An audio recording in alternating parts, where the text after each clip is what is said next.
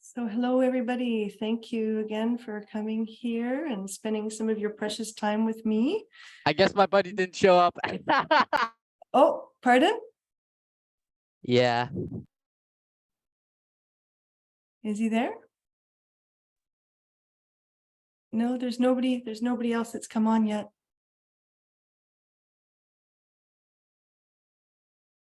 No, it's fine. Don't worry about it. Okay, then. Okay. Well, I'll still keep the little thing up here so I can let him in if he comes in, but he'll just miss it a little bit at the beginning or whenever he chimes in. Okay. Okay, so welcome everybody. Thank you. I am really excited to be here, and we're going to cover a lot of information that it's my hope that will give you some new clarity, some new perspective, some new insight into wherever you are in your journey at this time.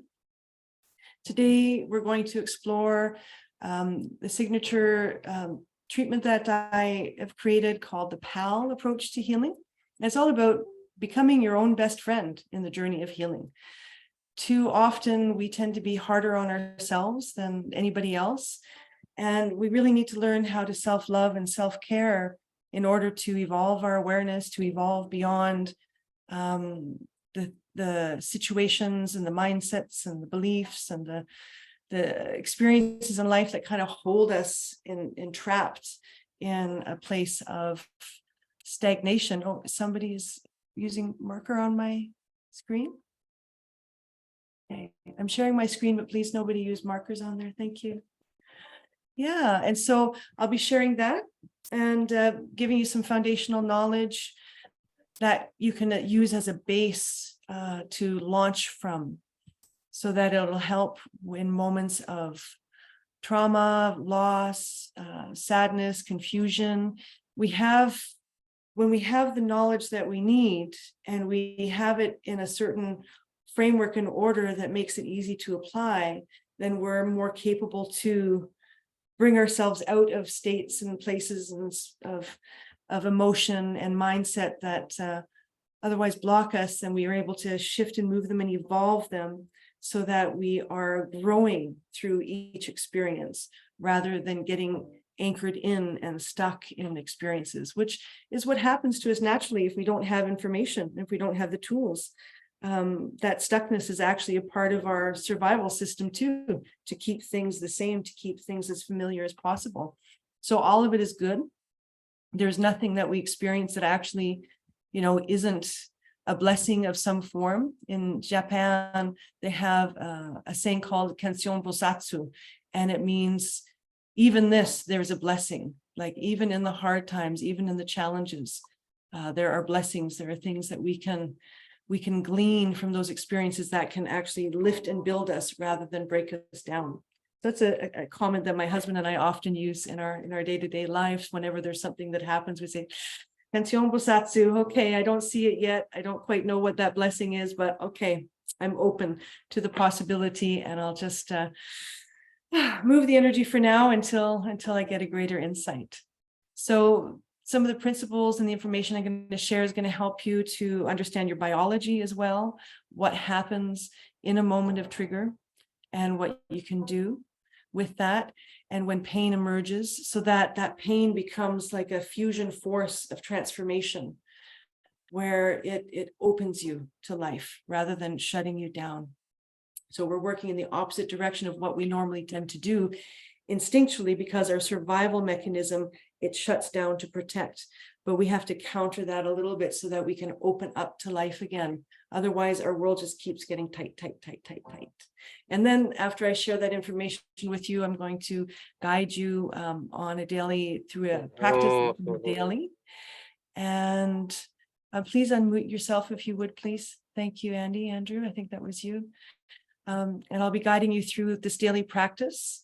And it's something that I've witnessed again and again with so many of my clients. It just creates that little shift. And the thing is with transformation, it doesn't need to be this big macro huge thing. It just needs to be just a slight tilt of awareness, like in a boat, when we're at sea, if we're changing our direction, even just 0.001 degrees, we end up somewhere else. So we're wanting to look at the micro shifts and the ability we have in each moment to create micro shifts of awareness so that we can evolve and grow beyond where we are. And somebody is still not muted. Hello? Yeah, if you could please stay muted. Thank you very much. And then at the very end, I'm going to just briefly share how we could possibly work together if that was something that interested you. This is not a sales webinar. I really want to give you a bunch of good stuff here. But at the end, I will naturally let you know the ways that if you wanted to do some further work together, that we could absolutely do that. But my intention here is to give you the goods, the best goods that I got, so that even if we don't encounter each other again, you have something new in your foundation, or something that you maybe already knew already, but now it's going to anchor a little bit deeper so that you can move forward into your life feeling more empowered and more at peace and aware of just what kind of capacity you actually have to influence your life. Yes. Okay. Righty. So, and I wanted to share my gratitude that you're here for many reasons. I'm usually just working one-to-one with my clients, and this is a whole new world for me, branching out into offering online trainings and little webinars like this. So you are a part of my new beginnings and new possibilities. So please be patient if there's some technical stuff that doesn't work out. It's possible. It was happening before it all started, so maybe it's all good now. But if there's any slip-ups, just I ask for your kindness and patience there as I'm learning all of this right now too.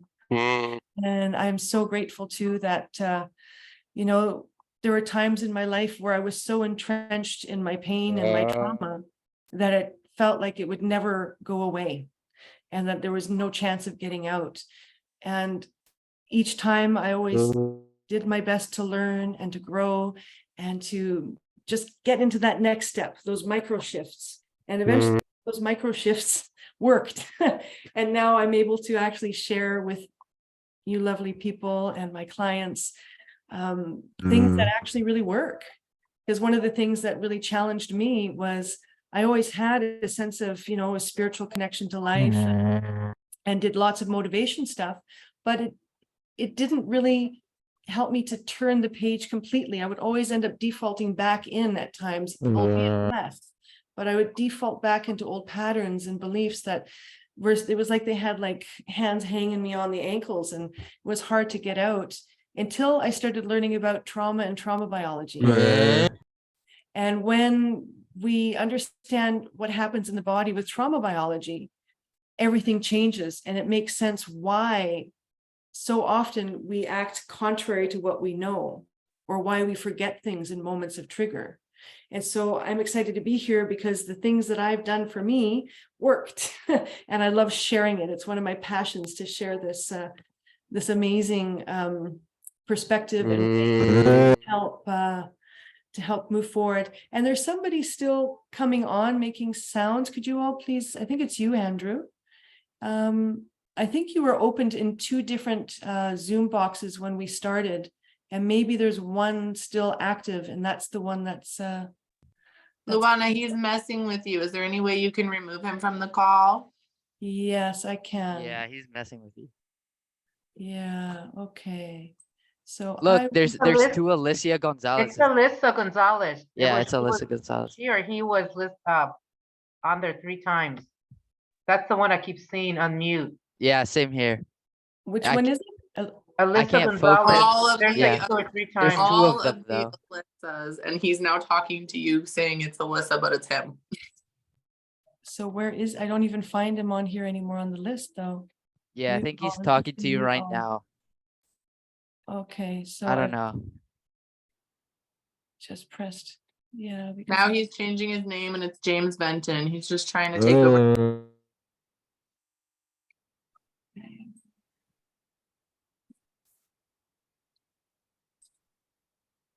Okay, there we go, guys.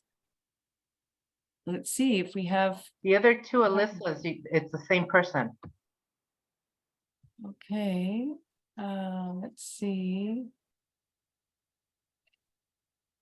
So I guess I'll just remove both Alyssas then. Yes.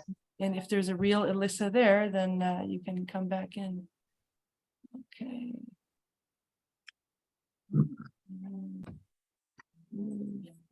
Okay, there we go.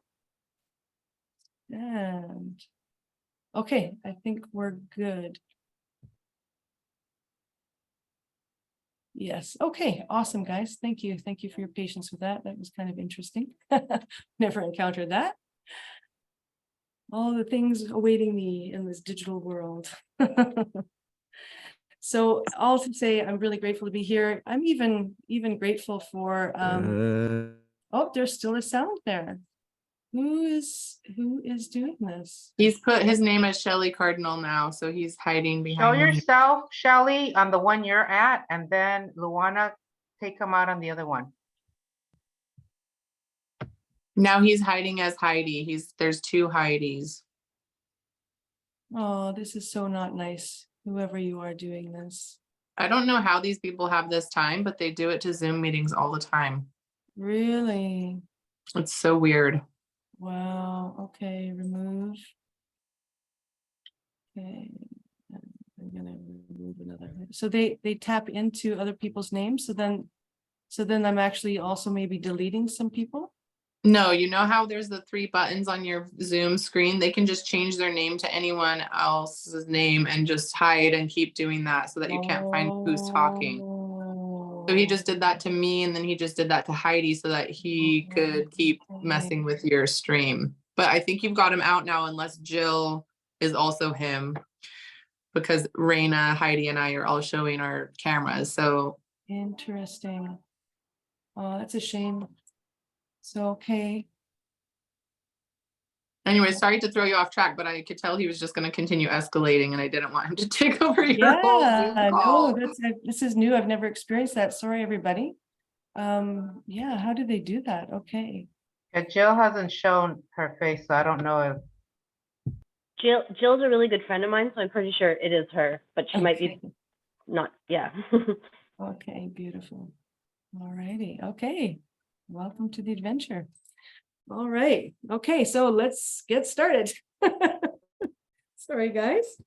So I invite you to just get comfortable and have some water at hand and a notebook, and take a few deep breaths. Let's re-land in the moment, and let's focus and yeah, move forward.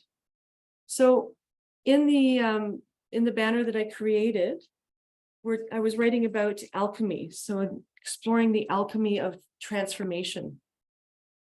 And so most often when we think about alchemy, we think about it as, you know, the philosopher's stone, transmuting crude metals into pure refined metals and gold. And there is another element of alchemy, which is inward. So man has been fixated on the outer alchemy of how to do that, but there's an inner alchemy that we can access and do to transform our lives and to turn the crude frequencies of, you know, hatred, anger, sadness, depression, all of those raw materials, right? None of it is bad. It's just raw materials that are usable, and we can create something good and beautiful from them. So alchemy is that process of transmutation, transforming the negative to the positive, and not positive thinking though. So I don't mean positivity, I mean to its counter opposite, where there is goodness coming from. Positivity tends to try to block out what's not okay. Whereas what I'm talking about with the alchemy is we take what feels not okay and we bring it into the light. We bring it into a healing space of the present moment of now, where we can then transmute and change how we perceive it. We can identify the deeper roots of what's there. And through that identification, we can heal and we can grow and we can become, and we can shed layers that we have naturally built around us to preserve and protect. So namely the ego. And the ego in and of itself is a good thing. It's that part of us that even my ego is clearly strong enough that I feel comfortable, or I made myself be comfortable to come here, right? Or to show up in life, or to, to go to work, to even have a dream, to do anything. We need that healthy ego, and that ego is important in our life. So it's not about getting rid of the ego, but sometimes it needs a new education. Sometimes it needs to be, rewired and have new tools, so that we're no longer functioning out of the limited, more primal survival, fight, flight mechanisms that the ego develops in us when we're young, because that's all that's available, because we don't have any information or reference points to understand what's happening. So the ego protects us. So our coping mechanisms are protection. And even though we have, the expressions, oh, my issues, or oh, I'm blocked, or whatever, I'm inviting a different perception to see that all of that is also a blessing. And all of that helped each one of us to get where we are today, regardless of what we see we need to change and refine.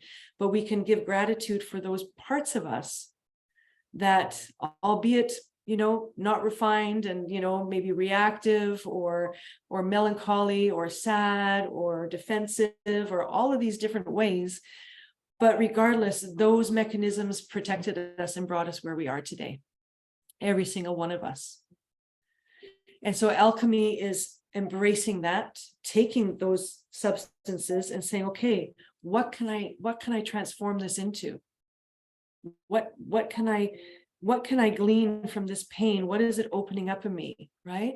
And so alchemy is that inner art of using our consciousness, using our biology, the knowledge of our biology, to direct our thinking and our consciousness to be able to create the change that we're wanting to create, knowing that we're not stuck forever where we are. We have so much power beyond what we even realize. And so I'm going to go into now transformation. So transformation, it's when something changes form. It's either a process or it can be sudden too. There are instantaneous shifts in consciousness that can take place. And when they do, it's usually because there's been many different micro shifts prior that accumulate, they stack on each other, and then it flips into the transformation state, right? And like the caterpillar, right? That's one of my favorite metaphors. That's why I use the butterfly on the banner. It's the epitome of metamorphosis and transformation. So when it's the caterpillar, it has inner order, and all the cells know what they're doing, and they're all in relationship with each other. It's harmony, it's perfect. They know how to be a caterpillar. But then the caterpillar has these imogen cells inside, which are also bringing that caterpillar to go into its next level of development and becoming. And it forms a cocoon, and it rests in the cocoon. And while it's in the cocoon, what we identify as a caterpillar completely dissolves. It is mush. It is goo. You can't tell anything. It's like everything that brought order into that little critter of the caterpillar is gone.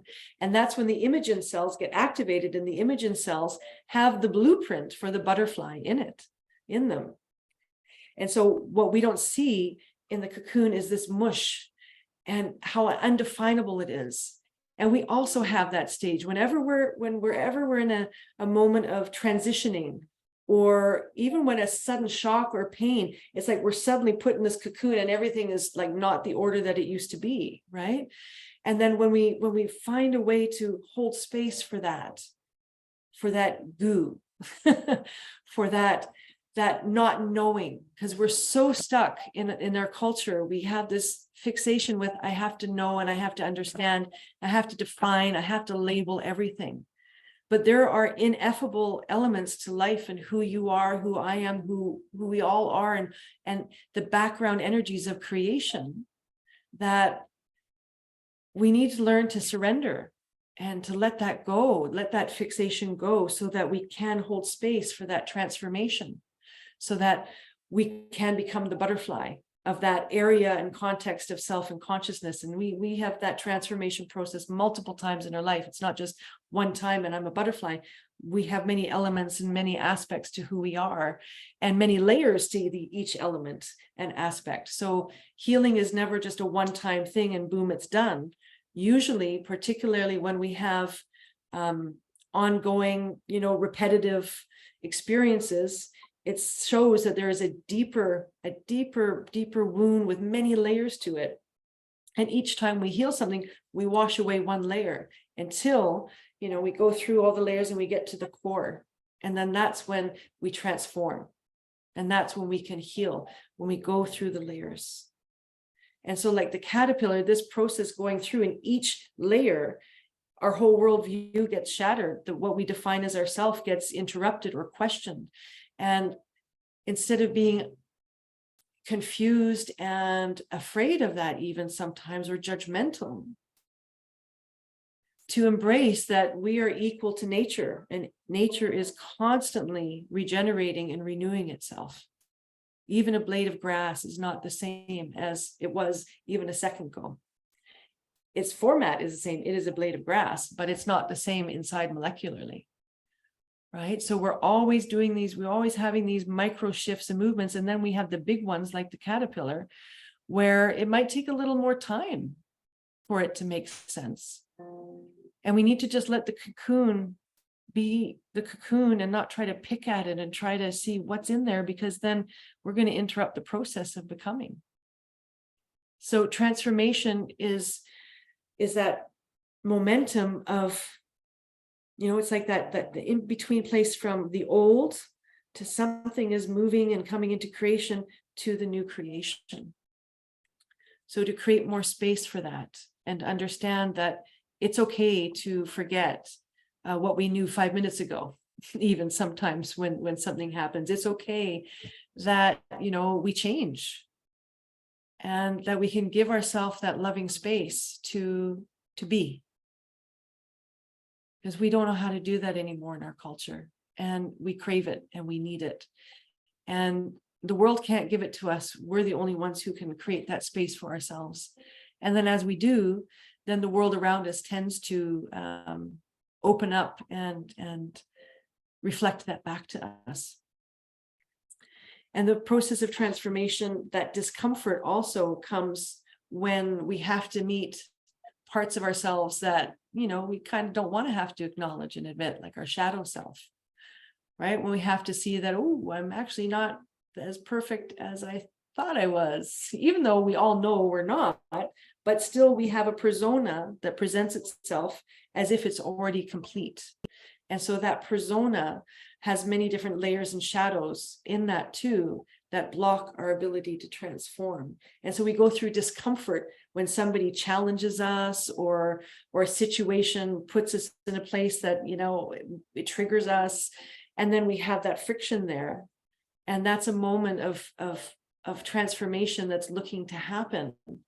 But if we resist it because we want to hold on to our old world view of ourselves, or we don't want to acknowledge, I was wrong. I didn't know enough to know that I didn't know, right? This is something we're not really that ready to admit in our culture, because knowing is given such a high esteemed value, right? But the more that we grow in ourselves and the more that we heal, and for healing, I'm going into this a bit later, is restoring ourselves, then the more we can just sort of be and let that cocoon time be what it is. But in the meantime, the discomfort is just a part of the par for course. And when we can embrace that and say, okay, I'm all right with that, I'll let it be what it is, it tends to transform faster than when we resist it and we fight it. And I'm going to show you now, this is a poem that came to me, somebody gave it to me many, many years ago in my 20s. And I love it. And it's something that I've always held close to me. Every time when there's been a challenge in my life, and the ore in the fire feels itself unfairly treated, but the pure gold looking back knows better. So a friend shared this with me many years ago in my 20s when I was going through a lot of tumultuousness and challenges. And when I first heard that, because of course there's always the feeling when bad things happen or we don't feel well, we're like, man, this is not fair. Why is this happening to me? This shouldn't be happening to me. Or why is that happening to that person? It shouldn't be happening. But if we look at nature, there's nothing that doesn't experience adversity as a part of growing and becoming. And so this poem is a reflection of that. We don't feel comfortable when we're pushed to grow beyond our comfort zone. We don't feel comfortable when we're challenged.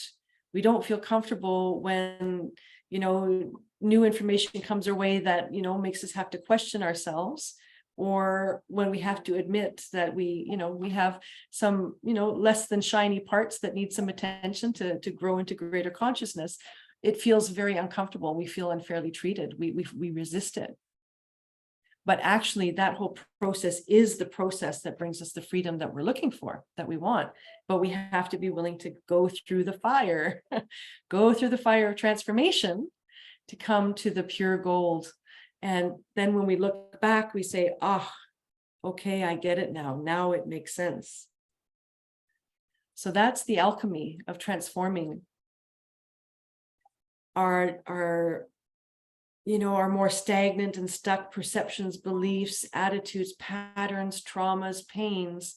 That's how we shift it. We at least know we have that capacity through our awareness to make a different choice and to choose to be okay in the process for a little while, even though it's uncomfortable, all the while nourishing ourselves and loving ourselves so that we can indeed grow through and beyond it.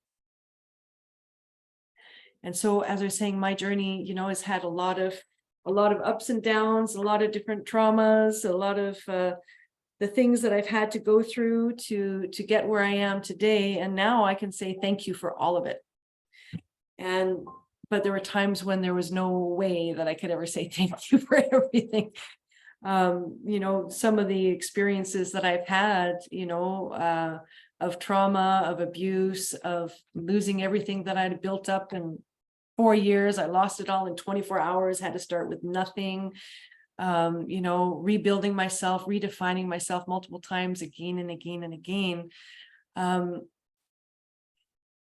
I wouldn't be here today if I hadn't had all those challenges, and if I didn't cry all those tears, and if I didn't question myself to grow beyond where I was.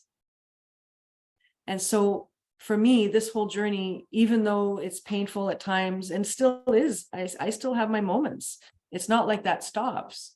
But when we have more awareness and knowledge and understanding of a foundation of these elements of consciousness, and we have a foundation of our biology, which I'll be giving to you as we move forward, then it doesn't seem as frightening anymore, because now we have tools. Now we have a little bit of a map. We don't have the whole map, but we have enough of a map that we can start taking new action, making new choices, to create the life that we want to create and to be who we want to be. Because one of the things for me that was the hardest was the contradictions. My nature, I'm, very joyful and happy and loving. But man, when I would get triggered, this other self would come out and it would confuse me. I'm like, who is that? Where is that? And that's what led me to start studying about trauma and to understand what's happening in my body in those moments. Why do I lose touch with myself in those moments? And so when we're on this journey, the whole thing for becoming our best self, and not as a worldly status as best self, the best self so that we are in alignment with ourselves. We're in alignment with what we think, our body, our feelings. We're a congruent whole. And to do that, we need to do this alchemy of transmuting the things that are holding us back and the things that we are using to hold our own self back sometimes out of protective defensiveness and just a need for safety. And again, I repeat, all of this is natural and all of it is okay. we are wired to self-preserve in whatever way we can, and that is nature. But we're not meant to stay in those survival patterns and mechanisms. We're meant to thrive and grow like nature. That's as far as I understand and I witness in life, and understanding it that way has brought me here. And so here, these are the dualities that we're always navigating with, sometimes hundreds of times a day. And so if you understand that with each time we go into one of the, the more painful paradigms of the dualities of life, we're activating specific chemistry in our body that then perpetuates that. And we need to find a way to bring ourselves into the opposite, bring us over into the already transmuted, evolved element of those denser qualities. And so that is what the alchemy is all about. And we can do it. It is possible, but it takes a lot of work. It's not like a one and done thing. We have to, meet these parts of ourselves again and again and again. But each time we do, the time in between, the gap in between the forgetting and the remembering gets smaller.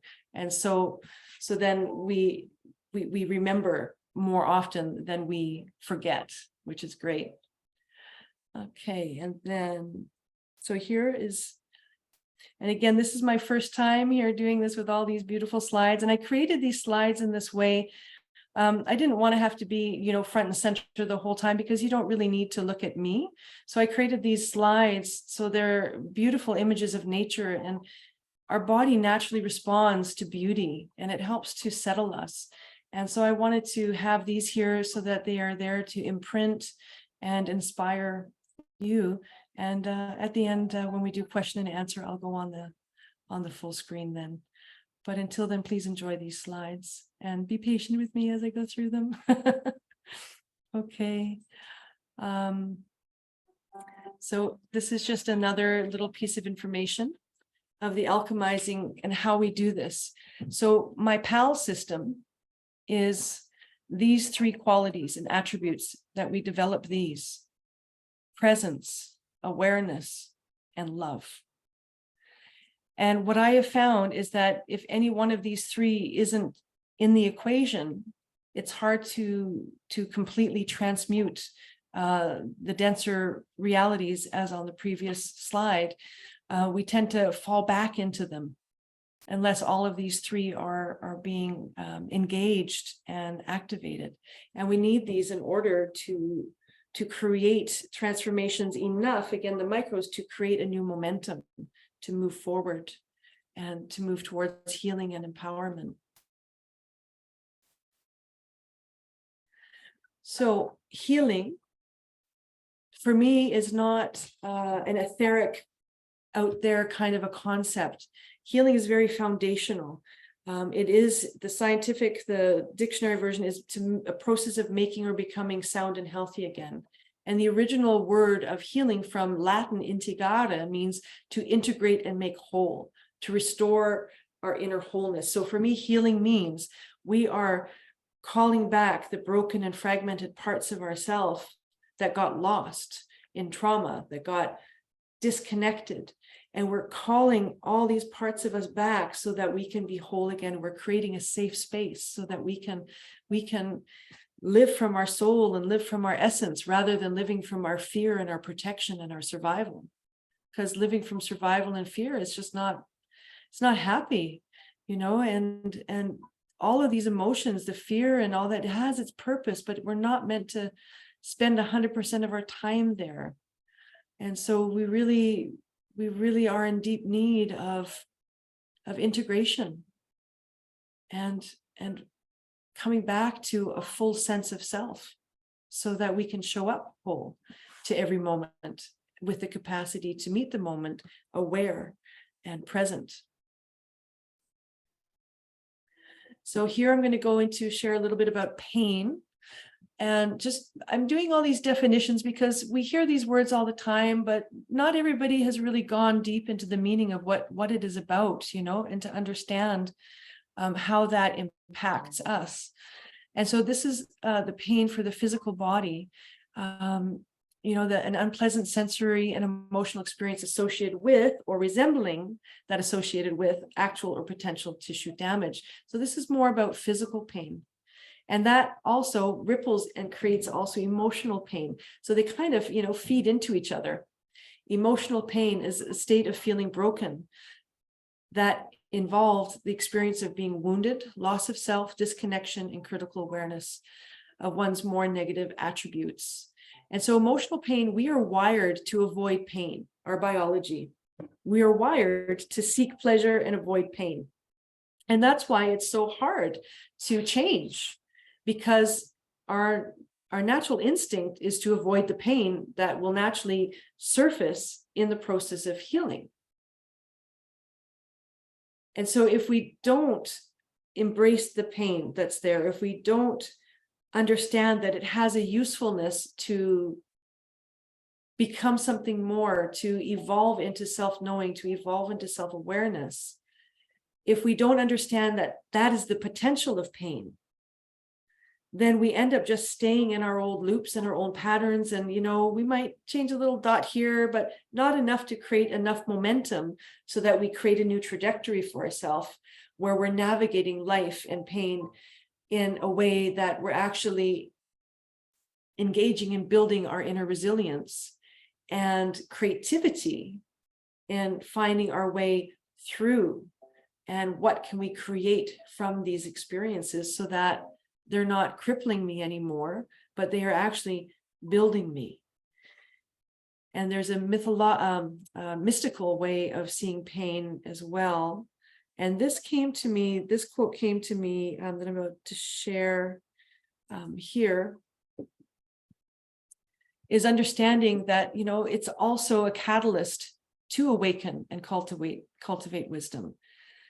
So there was an elder somewhere, I don't remember when that was, many years ago, and he made a comment and he said, every trauma that we're still holding in our body is a potential awakening into true self and into love.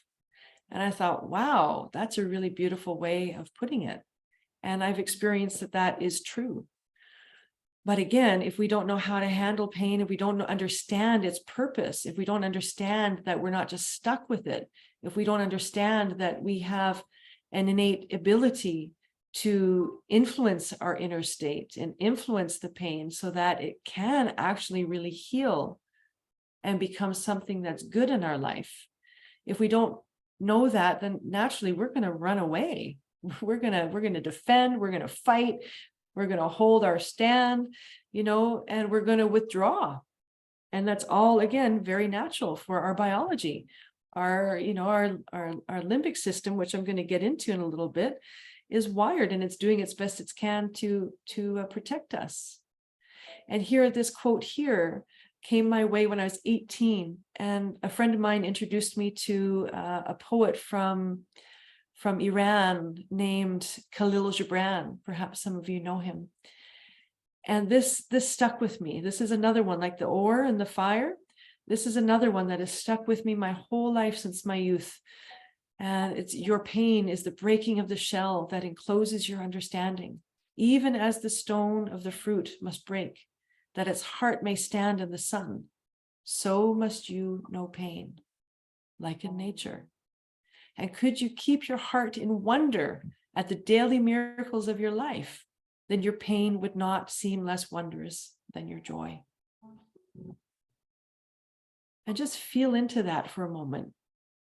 You know, it's easy for us to be in awe and wonder of all the beauty and all the loveliness in life. But when pain comes along, or loss or a tragedy, without negating the emotions that are natural with that, right? And the process that's natural with that. But we don't embrace that that is also a part of the nature of being alive. And that we are in a world of duality, and duality is not going away. And if we don't find a way to navigate the paradox of life and the duality, then, you know, we're kind of stuck.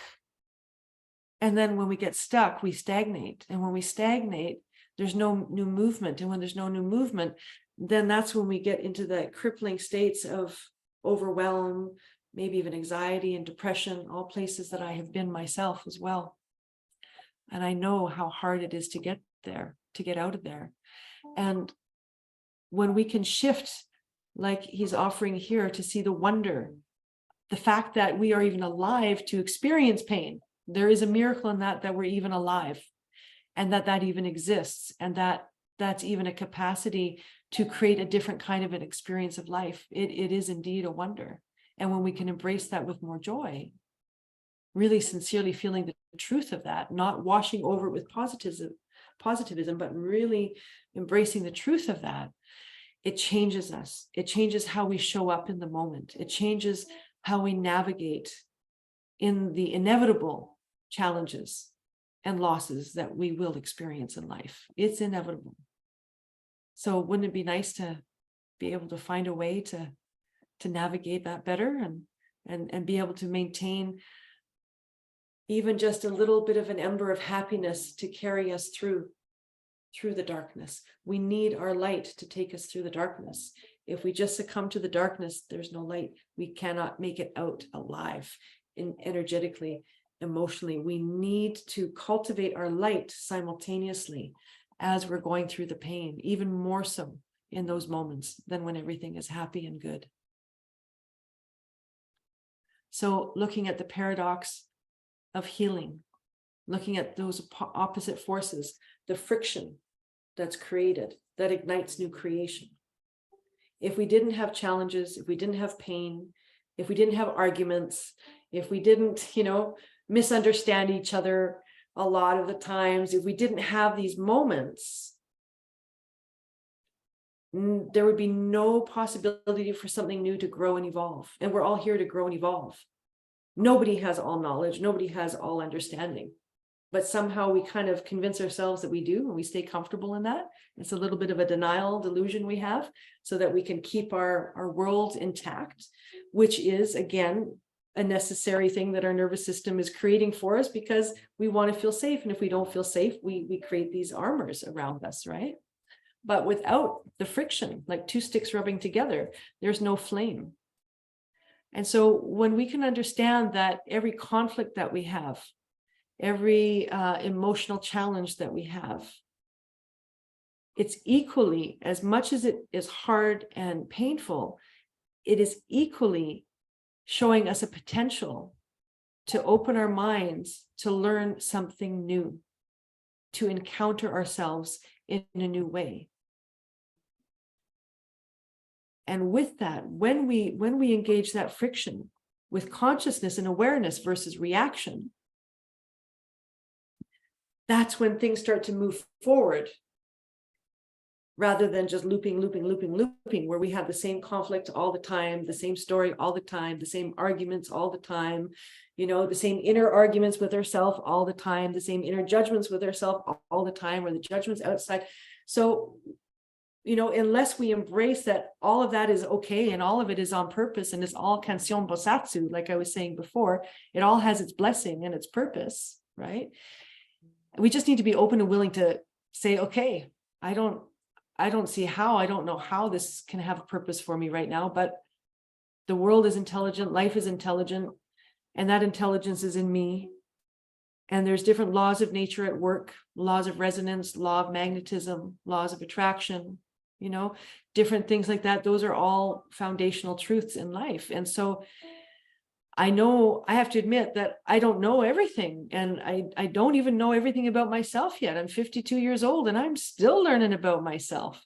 So we have to be willing to let go of this idea and this concept of saying, I know who I am.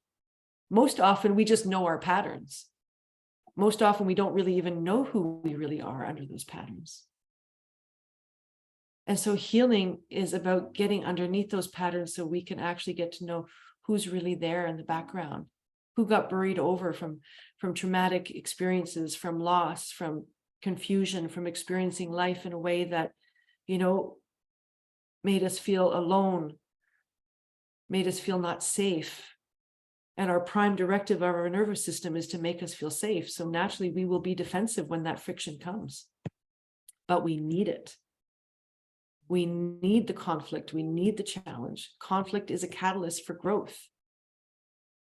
And yes, in the world today, oh my gosh, all the conflict, but there is opportunity to grow and learn there too. And it's when we're not willing to learn and we're not willing to open our minds to just the fact that there's something I don't know and I don't see, and I'll let that be true. When we don't have that flexibility, then we get quagmired in our own mind, and then that is what creates a lot of our suffering. So when we embrace the paradox of life, rather than being in a tug of war between the two poles, but we come together and we embrace all of it has purpose, all of it has meaning, and it's my job to go on the journey to uncover and understand it, for me, so I can live the life I want to live. That's my job. And when I can embrace the paradox, I have a place to stand. I can observe differently. I can be present. And I can witness life differently. And with that comes my freedom and my power to choose. So that I'm no longer, oh my gosh, I'm pulled between all the different emotions and all the different stories and all the different dualities. How will we ever find harmony and happiness in that? So when I studied in Hawaii with my kahuna elder there, he brought forward this philosophy of embracing the paradox. And even though I had already been working in my life, doing the transmuting and everything like that in a different way, when I came to Hawaii and he put it in those words, I went, wow. I went, yeah, that really makes a lot of sense. And it added to knowledge that I already had, but it wasn't solid enough in me. And so I'm hoping that today, that might happen for you too, that there might be some things that I share that will just solidify it a little bit more, or maybe some of it could be even new.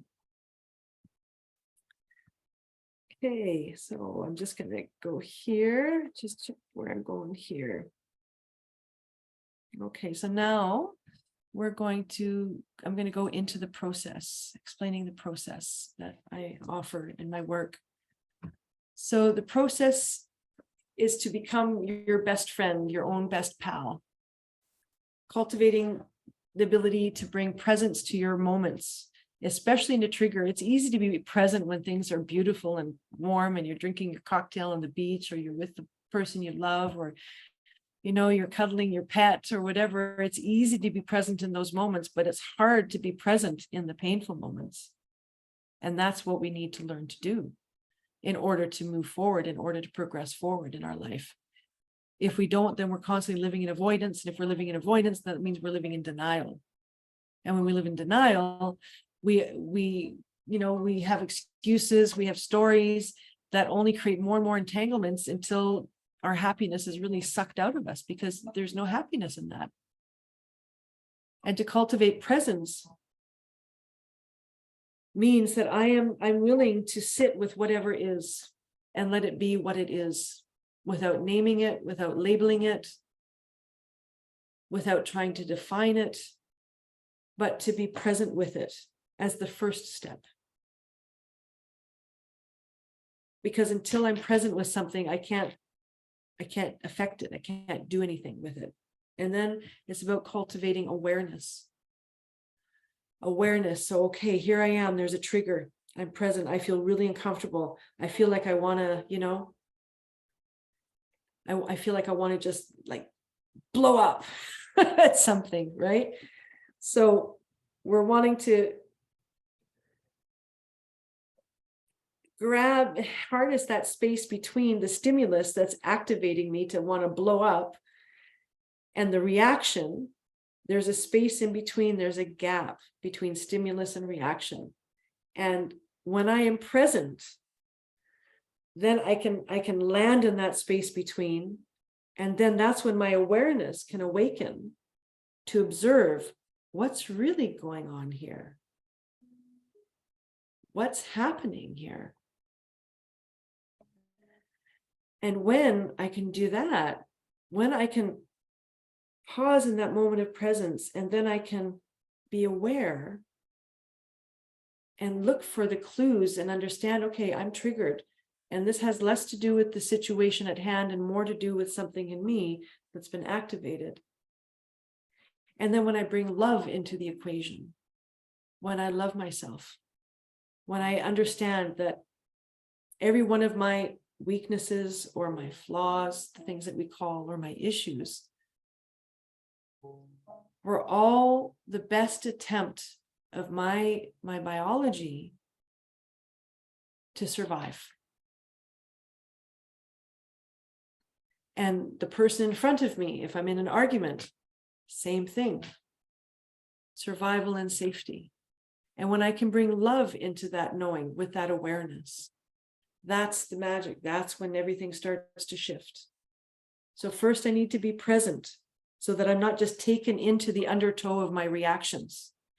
And sometimes it works and sometimes it doesn't. But even when it doesn't work, it's like there's a vast movement. And then after that, there's lots to look for, look to explore and understand, right? There's moments that we just, the trigger is so great, we're not able to grab that moment. But if we at least have that awareness that there is that moment of possibility that I could change something so that I don't go into the trigger, then the next time that situation comes around, I will be more present, and then I'll be more aware, and then I'll bring more love to the table, both for myself and the person in front of me.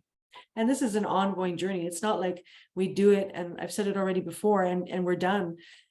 This is life will keep bringing us new challenges and new situations and new momentums where we have to re-implement the same information, the same knowledge, the same practices again and again and again, until enough of us has embodied that truth. So we become the wisdom that we think we know.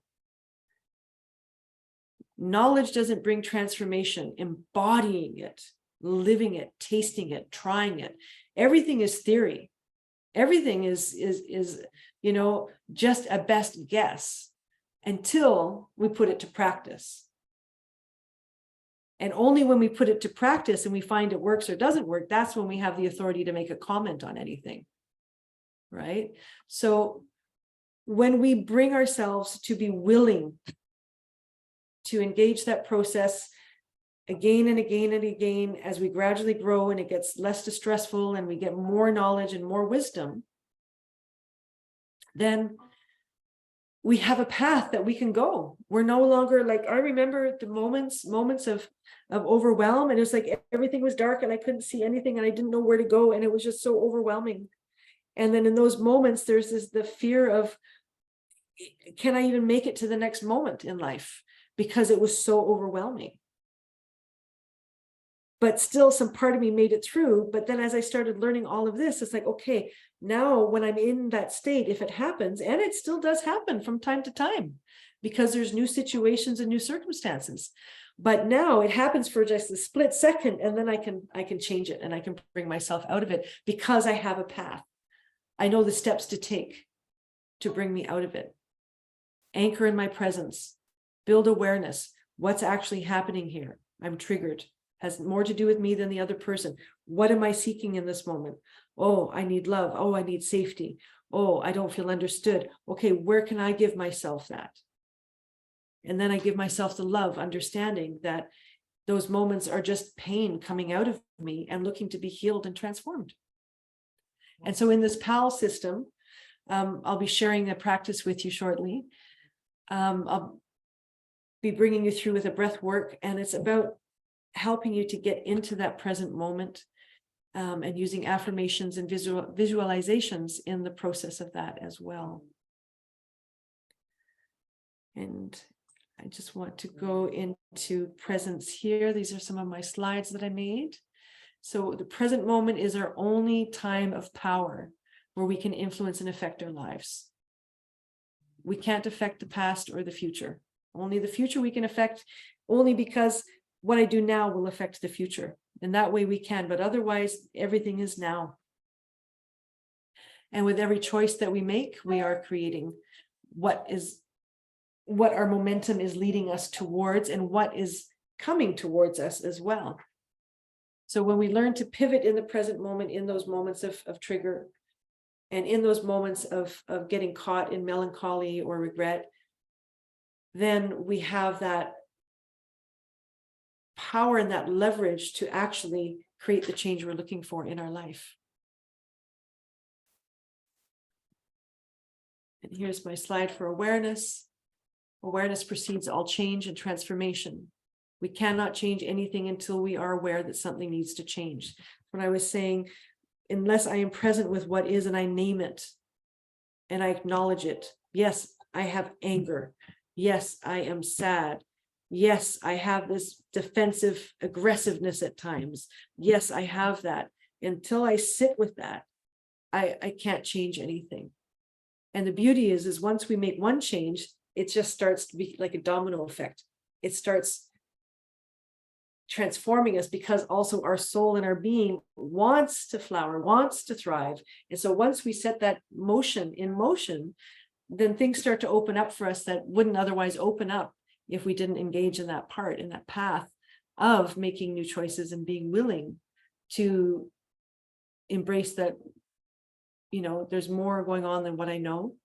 And I'm willing to open my mind to something new and to understand my experiences differently. And then the love is the highest state of consciousness. Love expands us and opens us to life. And as Einstein said, love is God, God is love. It's intelligence.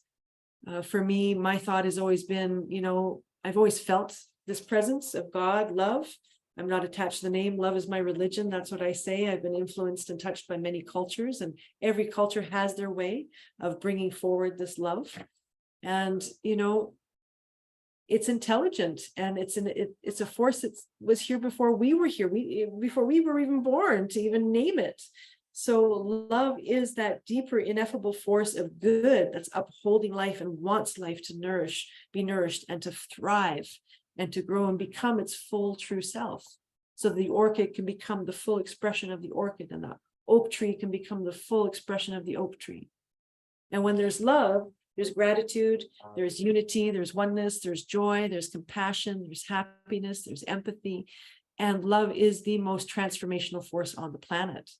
So, kind of makes sense that that's like a key ingredient in creating the transformations that we're looking for. But to love, we have to be vulnerable as well. And that's also where we block ourselves at times, because, it's the catch-22. We want to love and be loved, but to do that, we have to open, be vulnerable, but we're afraid to be open and vulnerable because we might get hurt again. So then we just stay where we are. But again, when we redefine pain and we see that vulnerability is actually the only true state, the whole universe is always in a state of vulnerability. All life is, that's openness, that's being present. Being present is being vulnerable. And it's only through vulnerability that life can animate me, can inspire me, can create through me. So when I understand that the pain of vulnerability actually opens a door for me to know myself and know life deeper and to activate new creativity and inspiration, then I'm not going to be so afraid of pain anymore, right? And I found this to be true. And again, I just repeat this, it doesn't mean that there's no more pain, sometimes the pain can feel even stronger because each layer we go deeper, deeper, deeper, deeper, right? Of healing. So sometimes, until we get to the core, and once we get to the core, it can be really, really like, shell shocking, right? But we only get to that core because we're going through the layers, and because we've prepared ourselves, we've built the resilience, we've built the knowledge, we've built the awareness that we need so that we can be our best guide through those states and through those moments. So now I'm going to go to this slide about trauma. And this is something as well that a lot of people have a lot of confusion about. I mean, there's more modern knowledge about trauma that's showing it's spreading out there in the world. But oftentimes people think that trauma just has to do with like a war veteran or really excessive abuse. And what I've come to understand in all my studying of trauma and in my own personal experience is that trauma is, it happens anytime where there was a shock or a harm done and there wasn't enough love and support around to heal, to nourish, to overcome it with. So when we've been left alone with that pain, and especially when we're kids and we're left alone with pain and we don't have understanding to identify why something is happening as it is, then that's when we, we create, as I was saying before, these mechanisms of protection and armoring to survive. But to understand, everybody has trauma to a certain degree. Anytime you have a reaction, a trigger, there's trauma there. There's a charge in your nervous system from a past experience or multiple past experiences that has not found its resolution, that is not healed, and it's still active. The nervous system lives in perpetual now. It doesn't change as we change, in the sense that when there's a trauma that happened even 20 years ago, 30 years, 40 years ago, if it has not been healed and resolved, it is still now in our nervous system. It is active. It's carried forward into our now and again and again and again until we are able to release it and unwind it and just evolve through it so that it's no longer a charge in our body, right? So one little incident is enough to shut down a vital part of our authentic self. Just being laughed at in the schoolyard, that's enough. It could be enough for some people, right? Could be enough to just make somebody just shut down a part of themselves. Like even for me too, when I used to want to be a singer and I got laughed at once and I stopped singing until my 20s. And then I started singing and I found out I have a pretty darn beautiful voice, but it shut me down until a new experience. I opened to a new experience to explore my voice. So we're so multi-layered and there's so many contexts to each wound that we need to be kind with ourselves and understand that, trauma is real. Trauma is there in our bodies and our biologies. And when we can start to understand what's happening in our biology, then we can start redirecting it and affecting our body chemistry as well, so that we can take care of ourselves better in those moments. And we can come back home to ourselves again.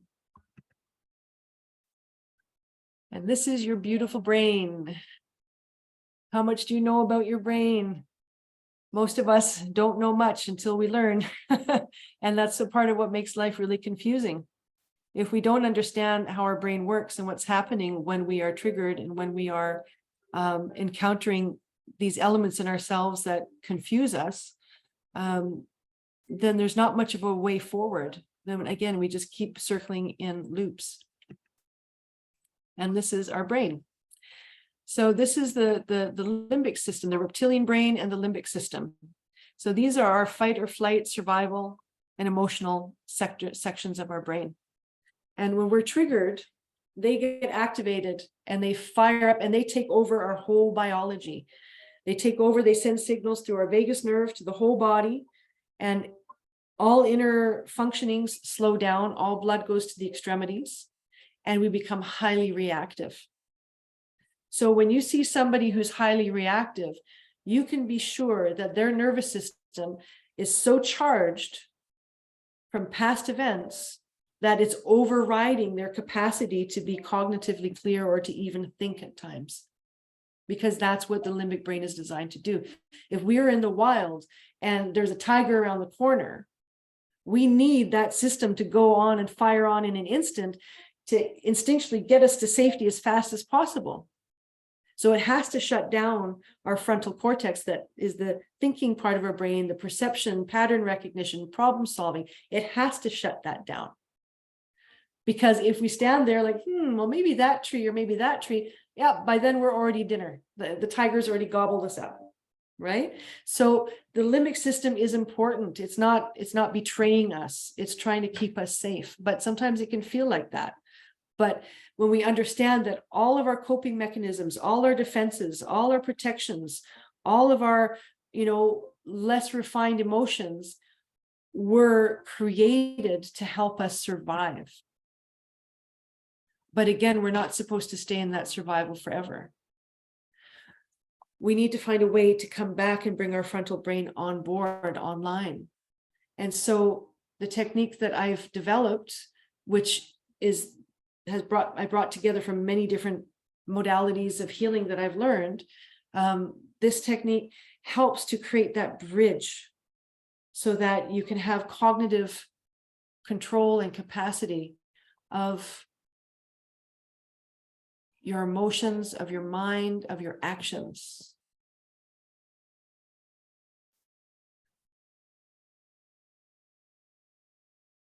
So the reptilian brain, it's over 2 million years old. It's super intelligent, responsible for survival. And here we are creating the coping mechanisms is the vital reaction of the limbic system. It needs to happen. And it's okay. There's nothing wrong with you when that happens. It's just about learning what to do when it happens so that you can lessen the impact, the negative impact in your own world and the world around you. And then you can also bring healing and resolution to whatever is at the core of that trauma. And our evolved new brain, the frontal brain, is for the higher learning and thinking. It's responsible for pattern recognition and problem solving. So do you know that you were born with a superpower that is available for you to access in every moment of your life that can help you reset your nervous system and balance your brain? Do you want to know what it is? You have it. Every one of us has it. And there's only one that interferes with us being able to access it is us. And here it is. It's your breath. Through the breath, it lands us in the present moment like nothing else does. And it helps regulate our nervous system so that we can step out of the limbic brain reaction and come back into our frontal brain, where we can start to see a broader picture, where we can start to put the pieces together in such a way that things can make sense, and we can start to see things that we don't see when we're in the trigger. Because when we're in a trigger, we're tunnel vision. We don't see everything else around. We're just like this. And so when we start to breathe, we start to open. It starts to open, and then we start to see more. And then we gain more cognitive capacity again to find our way through whatever it is that we're going through there. So right now, I'm going to ask you to take a sip of water if you haven't already, and take a really nice deep breath in. And I'm going to just turn up the volume of some music here, and I'm going to guide you through the breathwork process. I'm going to turn that up a little bit. There we go. Okay.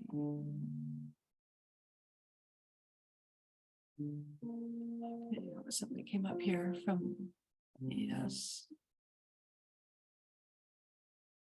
I don't know how that came up here. Sorry, there was somebody who was interfering with the call earlier. Sorry about that. I don't know why that came up there.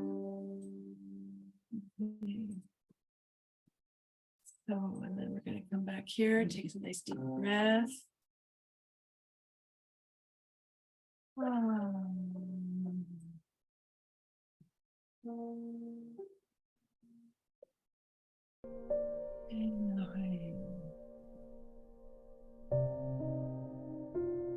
Take another deep breath in. This time exhale with a relaxed jaw, dropped jaw.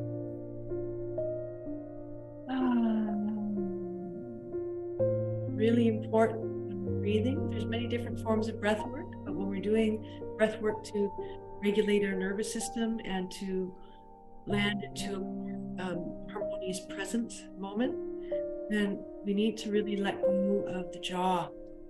Exhale with a ha. And there's a reason. When we were little, as long as we felt safe until the first moment where we no longer felt safe, the signal of our body that we were safe was that our jaw was hanging and dropped, right? We were drooling and our bellies were having full breath.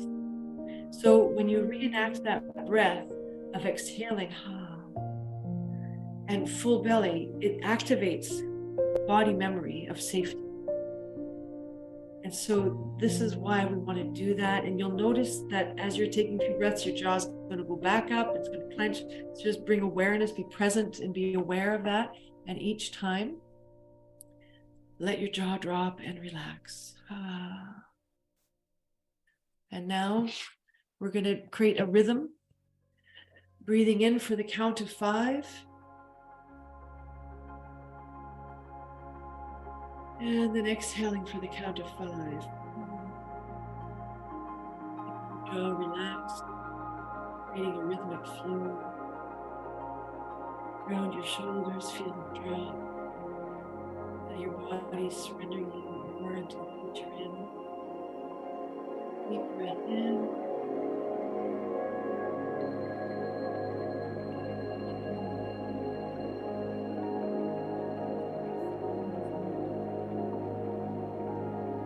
With your hands on your heart, tuning into the rhythm of your breath. Visualize like a stream of golden light, like you're breathing in through your heart space here, so you're bringing your attention. Breathing it in. Breathing in blessings and love, and exhaling.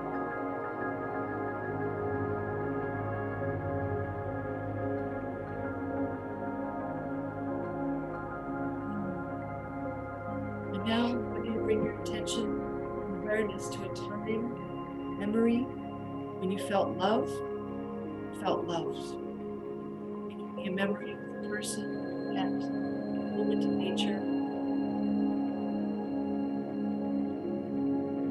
And that warmth that it creates in your chest as you do that. As you feel that warmth, it expands your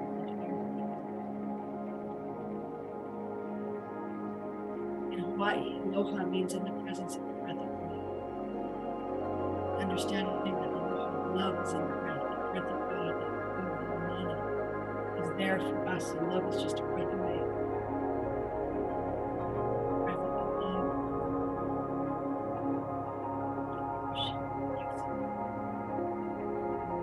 And around you. Visualize the golden light expand around you. Filling your whole environment. Blessing,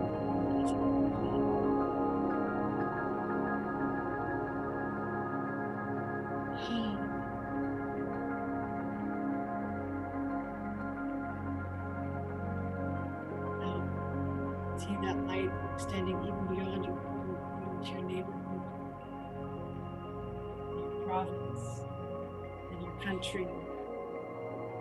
The whole world is receiving.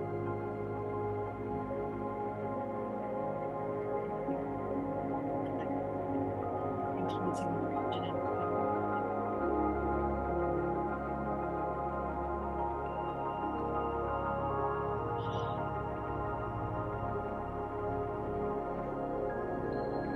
and connect to America, where you are, America. Really feel the truth of that. No one like you on this planet. Being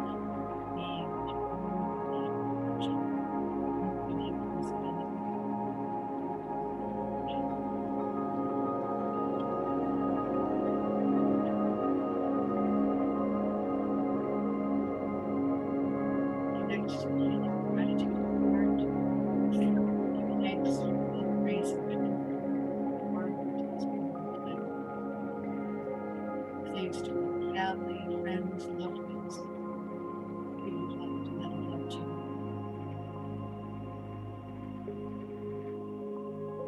And give thanks to all of your past selves for finding a way to make it through to this point.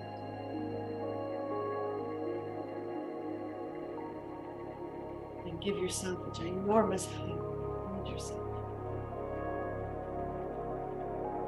Give yourself.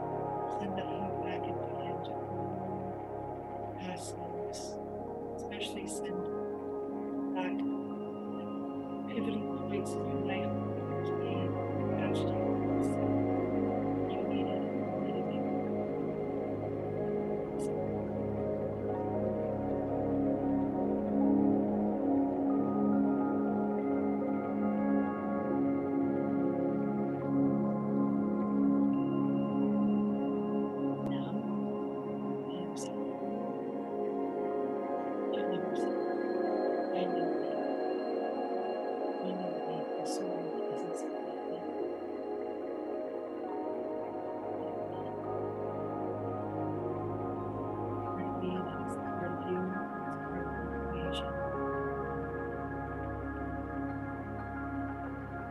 embrace your power to live now. So,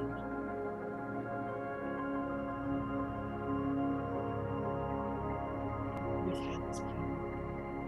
Now it's time to use it.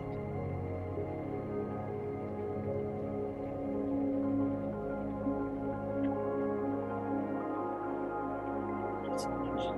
It's been a precious time with me. Grateful that you're here.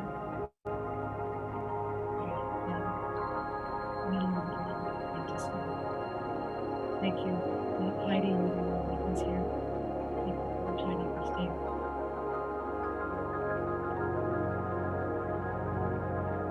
Do you have any questions? Yeah.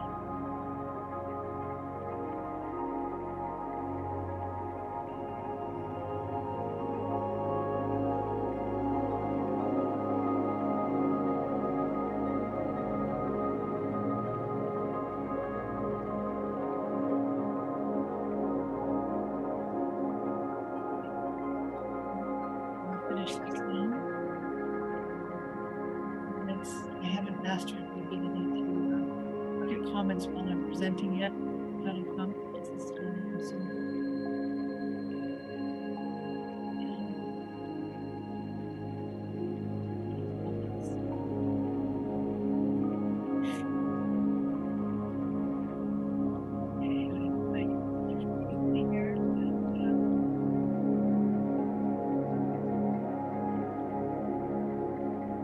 Do you have any questions or anything?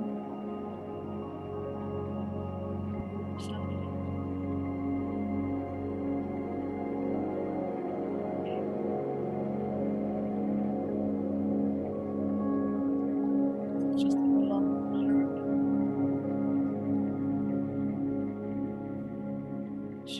Should anybody who's watching this too in the replay, should you like to work with me in the future for a time, for one-to-one or in online group classes, this is the way that you can reach me, and I'm offering a discovery call, a free discovery call for everybody who attended till the end of March. And yeah, I'm very grateful again. Thank you for giving me your time. And I wish you all many, many blessings of love and continued miracles in your life. And to contact me and to learn more about what I do and what I offer and about the retreat center, then you can send me a message here at go to the email soulspectiveinstitute.com. Answer and get in touch with you. Okay. Thank you very much. Okay. Many blessings. Oh, thank you, Heidi. Okay. God bless. We are